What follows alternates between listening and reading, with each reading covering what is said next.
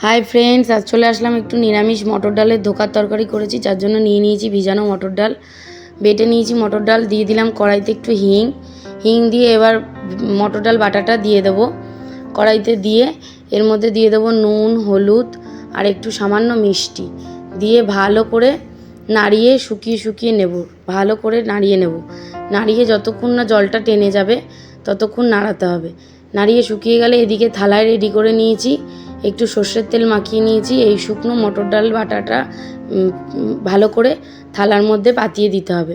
সমান করে পাতিয়ে দিয়ে তারপরে বরফিভাবে কেটে নিতে হবে।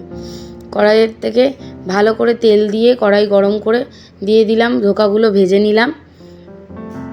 এবার কড়াইতে তেল দিয়ে তেজপাতা, গোটা গরম মশলা, জিরে ফোড়ন দিয়ে আলুগুলো দিয়ে ভেজে নিলাম। দিয়ে দিলাম বেটে রাখা মশলা, আদা, জিরে, ধনে, লঙ্কা। ভালো করে মশলাটা কষিয়ে নিয়ে নুন, হলুদ, মিষ্টি দিয়ে মশলাটা কষিয়ে নিলাম। আমার রান্নার চ্যানেলটা সবাই শেয়ার করবে, ফলো করবে, একটু সাবস্ক্রাইব করবে। দিয়ে দিলাম গরম জল, মশলা কষানো হয়ে গেছে, দিয়ে দিলাম একটু জল।